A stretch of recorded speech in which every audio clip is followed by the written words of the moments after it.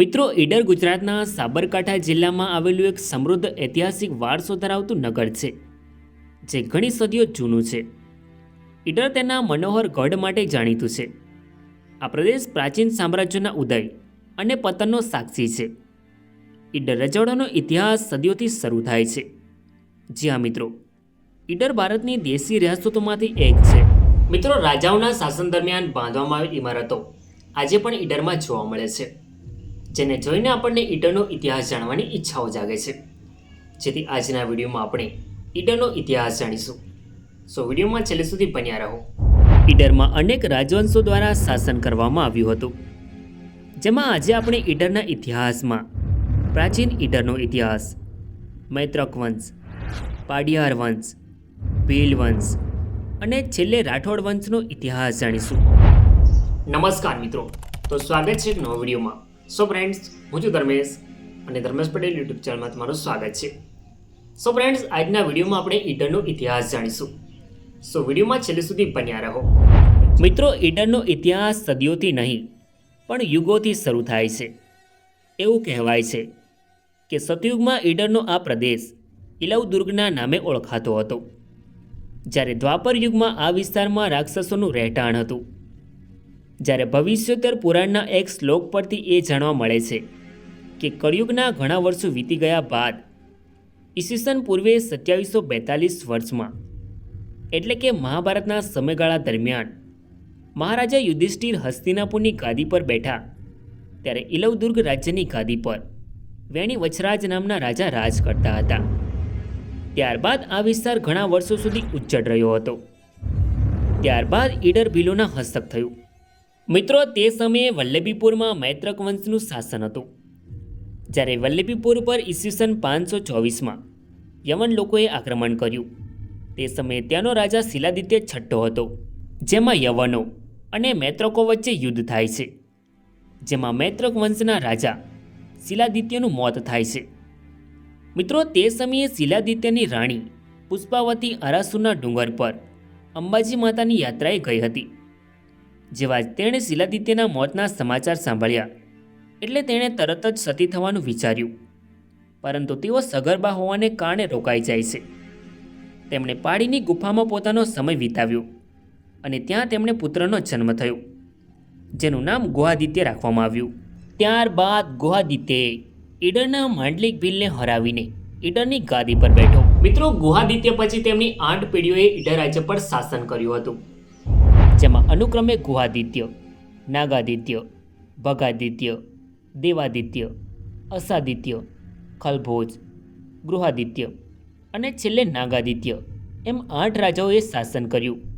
જેમાં છેલ્લા રાજા નાગાદિત્યને ભીલોએ મારી નાખ્યો અને ઈડરની ગાદી પર તેમણે કબજો કરી લીધો. મિત્રો, નાગાદિત્યને બપ્પા રાવળ નામનો પુત્ર પણ હતો, જે નાગાદિત્યના મૃત્યુ સમયે રાણીએ એક બ્રાહ્મણને સોંપી દીધો અને પોતે સતી થઈ ગઈ હતી. બપ્પા રાવળ, જે બાદમાં ચિત્તોડ રાજ્ય પર તેમનો કબજો મેળવે છે. મિત્રો, નાગાદિત્યના હાથમાંથી ભીલોએ ઈડરની ગાદી કબજામાં લઈ લીધી હતી. ત્યારબાદ ઈડરનું શાસન ભીલો દ્વારા કરવામાં આવે છે. પરંતુ ઈડરની ગાદી ભીલોના હાથમાં ગયાના સમાચાર મારવાડમાં આવેલા મંડોવર શહેરના પડિયા રાજપૂતોને મળે છે, જેથી તેઓ તેમની સેના લઈને ઈડર પર આક્રમણ કરે છે અને ઈડરને કબજે કરી સુમેરસિંહ નામનો રાજા શાસન કરવા લાગ્યો.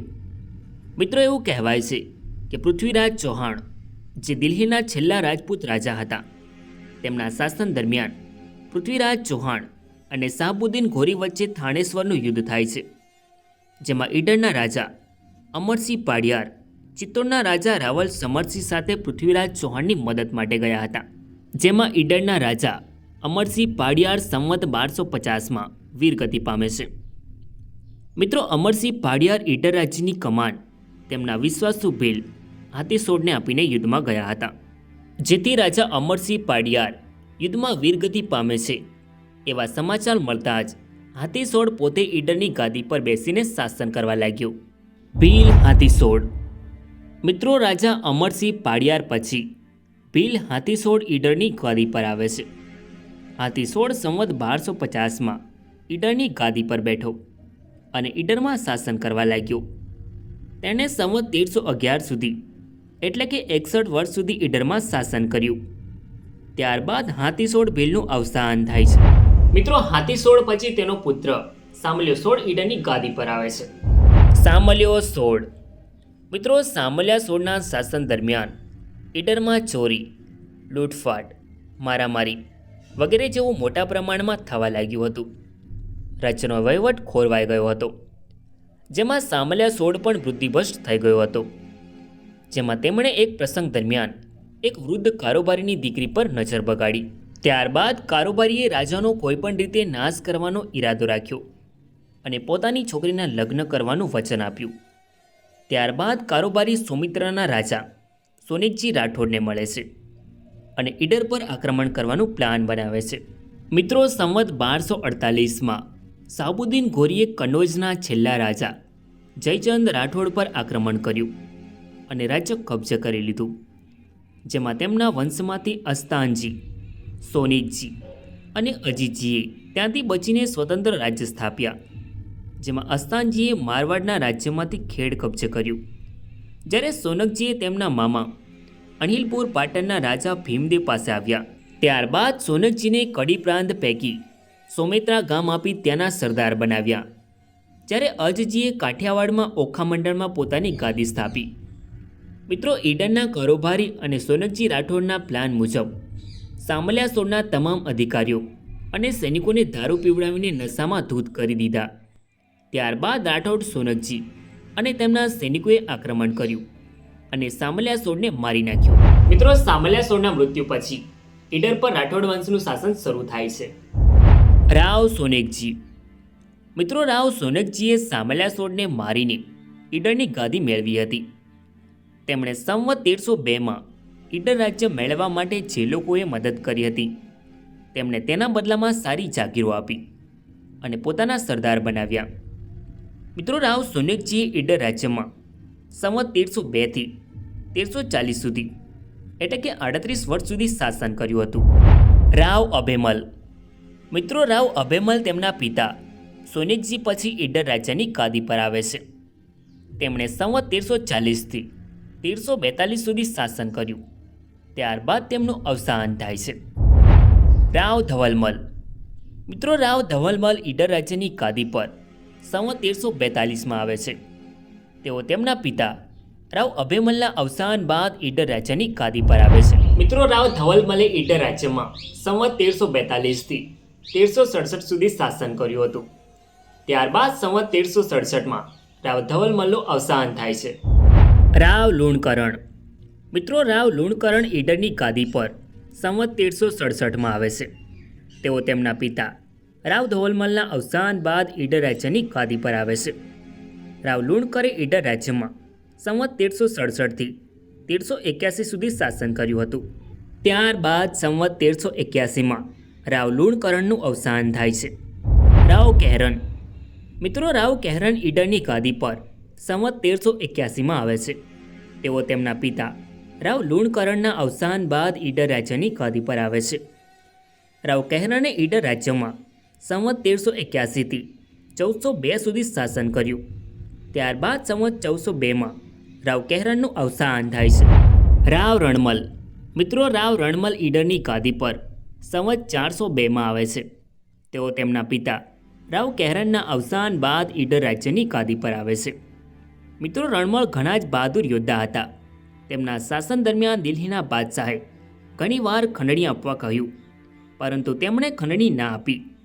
ત્યારબાદ દિલ્હીના બાદશાહ મુઝફ્ફર શાહ પોતે સેના લઈને ઈડર પર ચઢાઈ કરી હતી. મિત્રો, તે સમયે રાજા રણમલે ઈડરના ડુંગર ઉપર એક મકાન બનાવ્યું હતું, જે આજે પણ રણમલની ચોકી તરીકે ઓળખાય છે. મિત્રો, રાવ રણમલે ઈડરના રાજ્યમાં સંવત 402થી 460 સુધી શાસન કર્યું હતું. ત્યારબાદ તેમનું અવસાન થાય છે. રાવ પૂંજા. મિત્રો, રાવ પૂંજા ઈડરની ગાદી પર સંવત 460માં આવે છે. તેઓ તેમના પિતા રાવ રણમલના અવસાન બાદ ઈડર રાજ્યની ગાદી પર આવે છે.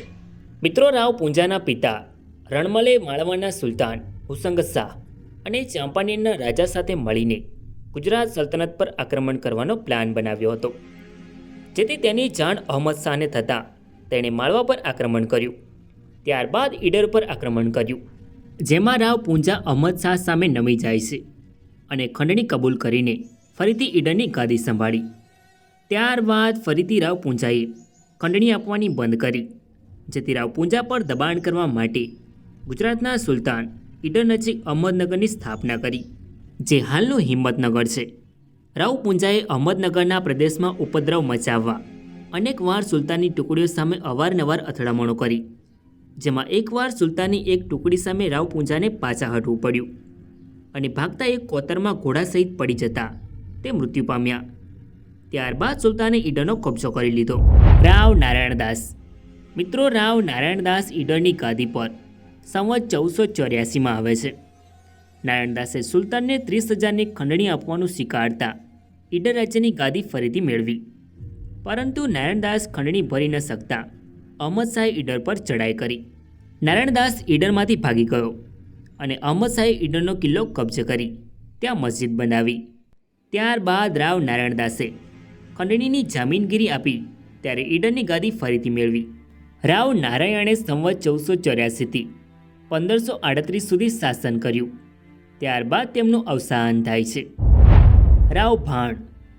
મિત્રો, રાવ ભાણ ઈડરની ગાદી પર સંવત 1538થી આવે છે. રાવ ભાણ રાવ નારાયણનો નાનો ભાઈ હતો. રાવ નારાયણનો કોઈ વારસદાર ન હોવાને કારણે રાવ ભાણ ઈડરની ગાદી પર આવે છે. તેઓ સુલતાન મુહમ્મદ બેગડાના શાસનકાળ દરમિયાન ઈડર રાજ્યની નિયમિતપણે ખંડણી ભરતા હોવાથી તેમનું શાસન ટકી રહ્યું. ત્યારબાદ ઈસવીસન 1502માં રાવ ભાણનું અવસાન થાય છે. રાવ સુરજમલ. મિત્રો, રાવ સુરજમલ ઈડરની ગાદી પર ઈસવીસન 1502માં આવે છે. રાવ સુરજમલ રાવ ભાણનો મોટો પુત્ર હતો. તેણે ઈડર રાજ્યમાં 18 મહિના શાસન કર્યું હતું. ત્યારબાદ રાવ સુરજમલનું અવસાન થાય છે. રાવ રાયમલ. મિત્રો, રાવ રાયમલ ઈડરની ગાદી પર ઈસવીસન 1504માં આવે છે. મિત્રો, રાવ રાયમલ તેમના પિતા રાવ સુરજમલના અવસાન બાદ સગીરાવસ્થામાં ઈડરની ગાદી પર આવે છે. તેની સગીરાવસ્થા દરમિયાન વાલી તરીકે એના કાકા રાવ ભીમ સત્તા ભોગવતા હતા. ત્યારબાદ 6 વર્ષ પછી રાવ ભારમલને ગાદી પરથી ઉઠાડી મૂકી રાવ ભીમે ઈડરની ગાદી પોતાના હસ્તક કરી. રાવ ભીમ. મિત્રો, રાવ ભીમ ઈડરની ગાદી પર ઈસવીસન 1511માં આવે છે. રાવ ભીમે તેમના ભત્રીજા રાવ રાયમલને ઈડરની ગાદી પરથી ખસેડીને પોતે ગાદી પર બેઠા હતા. મોહમ્મદ બેગડાના અવસાન બાદ રાવ ભીમે ઈડરના પ્રદેશ પર મજબૂત કબજો જમાવી સાબરમતીની આસપાસના પ્રદેશમાં લૂંટફાટ શરૂ કરી અને વધારે વિસ્તાર કબજે કરવા લાગ્યો. તેને કાબૂમાં લાવવા માટે સુલતાન મુઝફ્ફર શાહ બીજાએ તેની સેના મોકલી, પરંતુ તેને રાવ ભીમે હરાવી, જેથી સુલતાન જાતે જ ઈડર ઉપર આક્રમણ કરે છે. રાવ ભીમ પાસે તેમની સામે આક્રમણ કરવાની અશક્તિ જણાતા તે કુટુંબ અને સાથીઓ સાથે ડુંગરોમાં જઈ છુપાઈ ગયો, જેથી સુલતાને ઈડર પર કબજો મેળવ્યો. આવી સ્થિતિમાં રાવ ભીમે 100 ઘોડા અને 2 લાખનું નજરાણું મોકલી આપતા સુલતાને ઈડરનો હવાલો રાવ ભીમને પાછો આપ્યો. ત્યારબાદ ઈસવીસન 1513માં રાવ ભીમનું અવસાન થાય છે. રાવ ભારમલ. મિત્રો, રાવ ભારમલ સંવત 1571માં ઈડરની ગાદી પર આવે છે. તેઓ તેમના પિતાના અવસાન બાદ ઈડરની ગાદી પર આવે છે. આ દરમિયાન પુખ્ત વયે આવેલા રણમલે પોતાના સસરા ચિત્તોડના રાણા સાંગાની મદદ માંગી, જેથી રાણાએ ઈડર પર ચડાઈ કરી અને ભારમલને ગાદી ઉપરથી ઉઠાડી રાયમલને ઈડરની ગાદી સોંપી, જેથી રાવ ભારમલે સુલતાન મુઝફ્ફર શાહ બીજાને ફરિયાદ કરી. એની સાથે જ સુલતાને સરદાર નિઝામ મુલ્કને સૈનિકો સાથે ઈડર મોકલ્યા. ત્યારબાદ રાયમલને હરાવી ભારમલને ઈડરની ગાદી સોંપી. ઈસવીસન 1520માં રાણા સાંગાએ ફરીવાર આક્રમણ કરી ઈડર કબજે કર્યું અને રાયમલને ગાદીએ બેસાડ્યો. પરંતુ થોડા સમય પછી કોઈ રોગના કારણે રાવ રાયમલનું અવસાન થાય છે, જેથી તેનો કોઈ વારસદાર ન હોવાને કારણે રાવ ભારમલ ફરી ગાદી પર બેઠો. ત્યારબાદ થોડા સમય પછી તેને અહમદનગરના નિઝામ મુલ્ક મુબારિઝ મુલ્ક સાથે અથડામણમાં આવવું પડ્યું, જેને લઈને ભારમલે નાસી જઈ મેવાડના સીમાડા ઉપરના એક ભીલના સરવણ ગામમાં આશ્રય લેવો પડ્યો, જ્યાં ઈસવીસન 1543ના અરસામાં તેનું મૃત્યુ થયું. રાવ પૂંજા. સરવણ ગામમાં રહી રાવ પૂંજાએ ઈડર પાછું મેળવવા પ્રયત્નો કર્યા. આ વખતે ગુજરાતમાં સુલતાન મુહમ્મદ શાહ ત્રીજાની સગીરાવસ્થા દરમિયાન અમીરો વચ્ચે ચાલતી સત્તાની લડાઈમાં લાભ લઈ ઈડરના મુસ્લિમ સુબા પર ચડાઈ કરી રાવ પુંજાએ ઈડરનો ગઢ અને એનો પ્રદેશ 1544માં પોતાને હાથે કર્યો. ત્યારબાદ સંવત 1608માં રાવ પુંજાનું અવસાન થાય છે. રાવ નારાયણદાસ. મિત્રો, રાવ નારાયણદાસ સંવત 1608માં ઈડરની ગાદી પર આવે છે. તેઓ તેમના પિતા રાવ પુંજાના અવસાન બાદ ઈડરની ગાદી પર આવે છે. રાવ નારાયણદાસના શાસન દરમિયાન 1573માં મુગલ સલ્તનતે ગુજરાત પર અધિકાર જમાવી દેતા રાવ નારાયણદાસ ગુજરાતના સૂબાના તાબામાં રહી ઈડરનો જમીનદાર કહેવાતો હતો.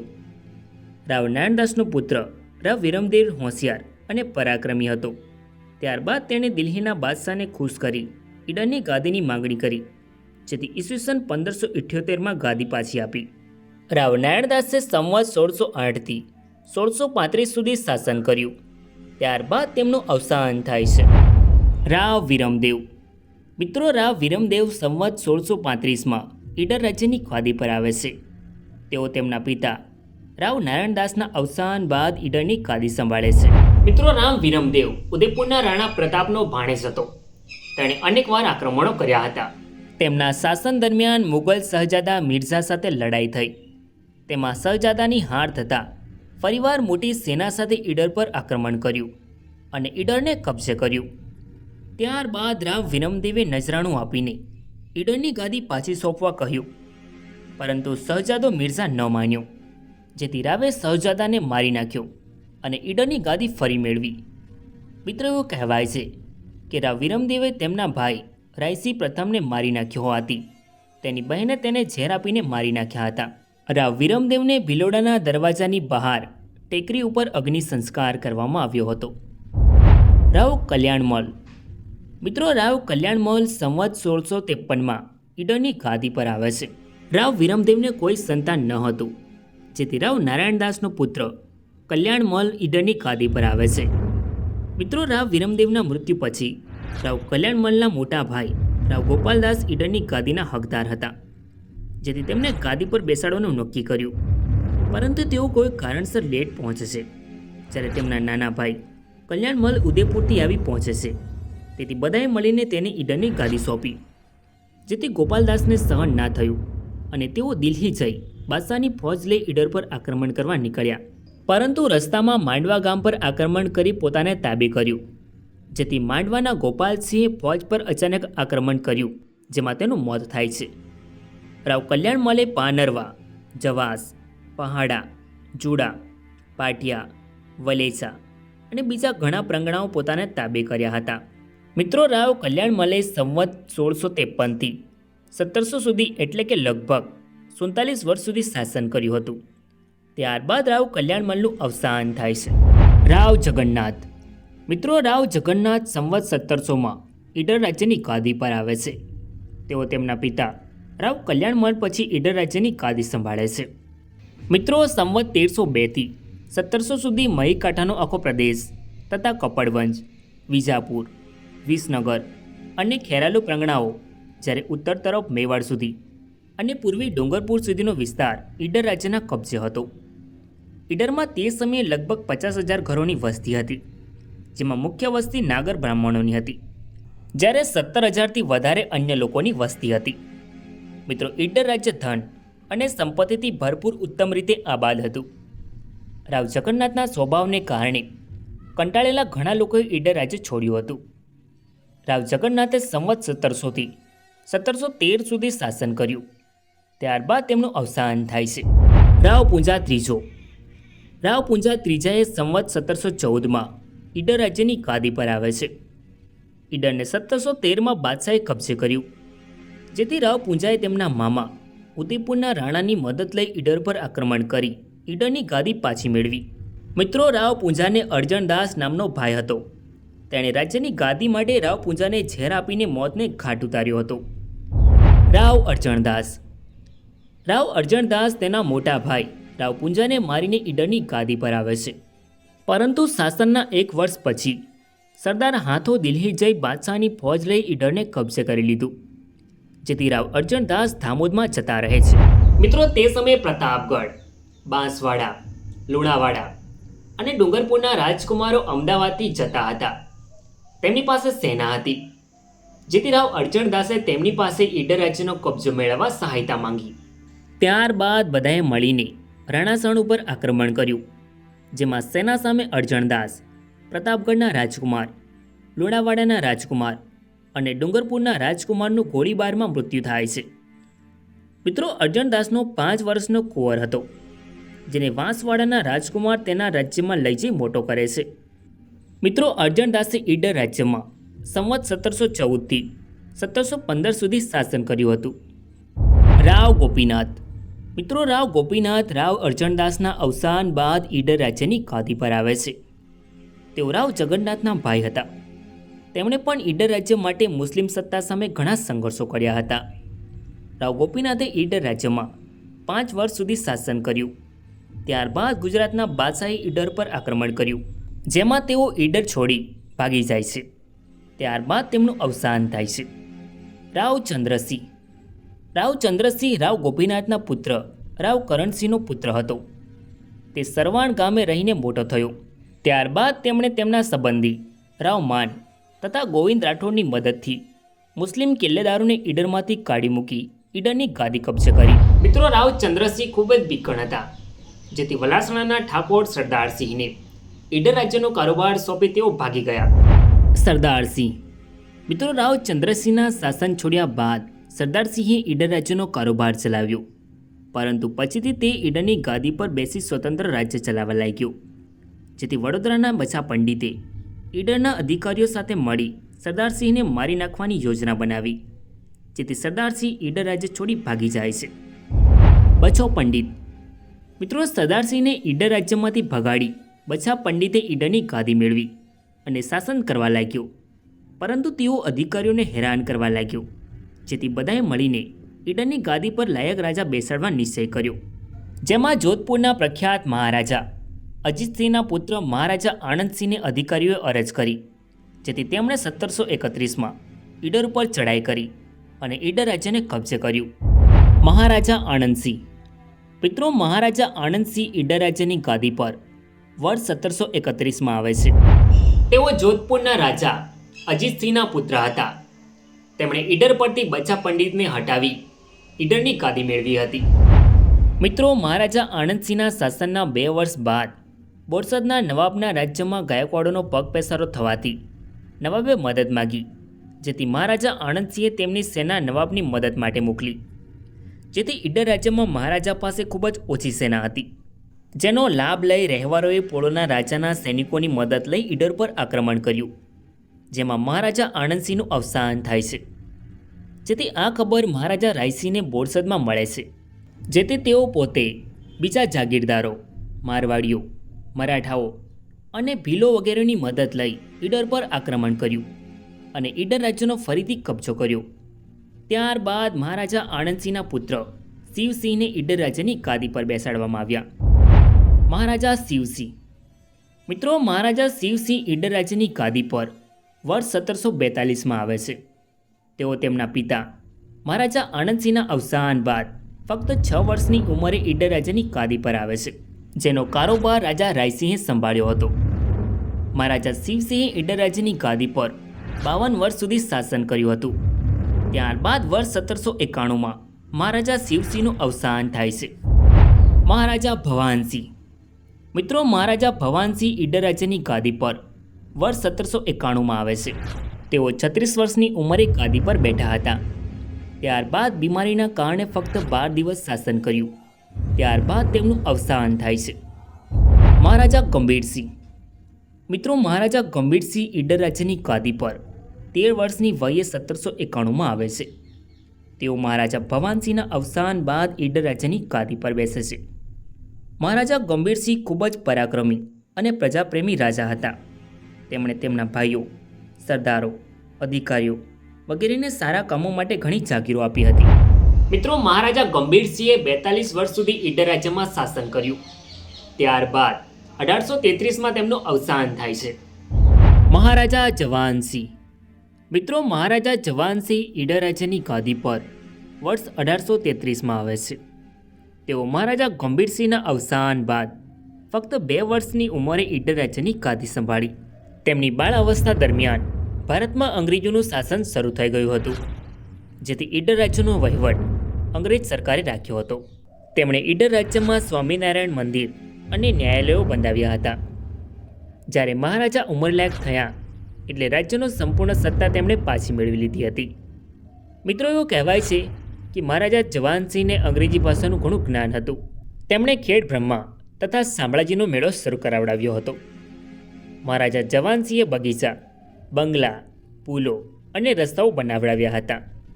તેમણે ઈડર રાજ્યમાં ઈસવીસન 1833થી 1868 સુધી શાસન કર્યું હતું. ત્યારબાદ મહારાજા જવાનસિંહનું અવસાન થાય છે. મહારાજા કેસરીસિંહ. મિત્રો, મહારાજા કેસરીસિંહ વર્ષ 1868માં ઈડર રાજ્યની ગાદી પર આવે છે. તેઓ રાજા જવાનસિંહના અવસાન બાદ 7 વર્ષની વયે ઈડર રાજ્યની ગાદી પર બેઠા હતા, જેથી રાજ્યનો વહીવટ અંગ્રેજોએ પોતાના હાથમાં રાખ્યો હતો. ત્યારબાદ તેઓ 22 વર્ષના થયા ત્યારે સંપૂર્ણ સત્તા તેમણે લીધી હતી. મિત્રો, મહારાજા કેસરીસિંહે ઈડર શહેરની વચ્ચોવચ્ચ એક સુંદર મજાનો ટાવર બંધાવડાવ્યો હતો. તેમણે પ્રજા માટે એક પુસ્તકાલય પણ શરૂ કરી હતી. મહારાજા કેસરીસિંહ પોતાના પિતાના નામે ઈડરમાં જવાન વિલાસ પેલેસ બંધાવડાવ્યો હતો. તેની સાથે જ દવાખાનું, શાળા, બગીચા, જળાશયો, મંદિરો વગેરેના મહત્ત્વના કામો કર્યા હતા. મિત્રો, રાજા કેસરીસિંહે વર્ષ 1868થી 1901 સુધી ઈડર રાજ્યમાં શાસન કર્યું. ત્યારબાદ તેમનું અવસાન થાય છે. મહારાજા કેસરીસિંહને 6 રાણીઓ હતી. મહારાજા કૃષ્ણસિંહ. મિત્રો, મહારાજા કૃષ્ણસિંહ ઈડર રાજ્યના મહારાજા તરીકે જન્મ થતાં જ ગાદી પર બેસાડવામાં આવ્યા હતા. તેઓ મહારાજા કેસરીસિંહની રાણી ચુવાણજીનો પુત્ર હતા. મહારાજા કૃષ્ણસિંહ જન્મ્યા પછી થોડા સમય પછી મૃત્યુ પામે છે, એટલે ઈડર રાજ્યનો વહીવટ ફરી અંગ્રેજોના હાથે આવ્યો. મહારાજા પ્રતાપસિંહ. મિત્રો, મહારાજા પ્રતાપસિંહ મહારાજા કૃષ્ણસિંહ પછી ઈડર રાજ્યના વારસદાર તરીકે નિયુક્ત થાય છે. તેઓ ઈડર રાજ્યની ગાદી પર વર્ષ 1902માં બેસે છે. મહારાજા પ્રતાપસિંહે 1897માં હિન્દુસ્તાનની ઉત્તરે સરહદ પર કાબુલી મુસલમાનોએ બળવો કર્યો, જેમાં તેમણે બ્રિટિશ સરકાર તરફથી બળવો શાંત કરવાનું કાર્ય કર્યું હતું.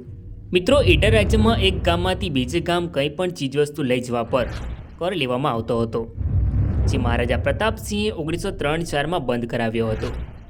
મિત્રો, તે સમયે ઈડરની શાળાઓમાં ભણતા તમામ વિદ્યાર્થીઓ પાસે ફી લેવામાં આવતી હતી, જે 1905માં મહારાજા પ્રતાપસિંહે બંધ કરાવી અને મફત શિક્ષણ આપવાની શરૂઆત કરી હતી. મિત્રો, જોધપુરના મહારાજા સુમેરસિંહ જ્યારે અવસાન પામ્યા ત્યારે ઈડરના મહારાજાએ જોધપુર રાજ્યના રીજન્ટ તરીકે અધિકાર સંભાળ્યો હતો. મિત્રો, મહારાજા પ્રતાપસિંહ ઘણા વીર, ચતુર અને સાહસી હતા. તેમણે ઈડર રાજ્યમાં વર્ષ 1902થી 1911 સુધી શાસન કર્યું હતું. ત્યારબાદ 76 વર્ષની ઉંમરે મહારાજા પ્રતાપસિંહનું અવસાન થાય છે. મહારાજા દૌલતસિંહ. મિત્રો, મહારાજા દૌલતસિંહ વર્ષ 1911માં ઈડર રાજ્યની ગાદી પર આવે છે. મહારાજા દૌલતસિંહે ઈડર રાજ્યમાં વર્ષ 1911થી 1931 સુધી શાસન કર્યું. મહારાજા દૌલતસિંહ જોધપુરના રાજા ભૂપાલસિંહના પુત્ર હતા, જેમને મહારાજા પ્રતાપસિંહ દ્વારા દત્તક લેવામાં આવ્યા હતા. ત્યારબાદ વર્ષ 1931માં મહારાજા દૌલતસિંહનું અવસાન થાય છે. મહારાજા હિંમતસિંહ. મિત્રો, મહારાજા હિંમતસિંહ ઈડર રાજ્યની ગાદી પર વર્ષ 1931માં આવે છે. તેઓ મહારાજા દૌલતસિંહના અવસાન બાદ ઈડર રાજ્યની ગાદી સંભાળે છે. મિત્રો, અંગ્રેજોના શાસનકાળ દરમિયાન ઈડર રાજ્ય મહીકાઢા એજન્સીમાં આવતું હતું, જેને તમે મહીકાઢા એજન્સીના નકશામાં જોઈ શકો છો. મિત્રો, આ છે ઈડર રાજ્યનો ધ્વજ, જેમાં 5 પટ્ટા આવેલા છે. જ્યારે આ છે ઈડર રાજ્યનો સિમ્બોલ, જે તમે સ્ક્રીન પર જોઈ શકો છો.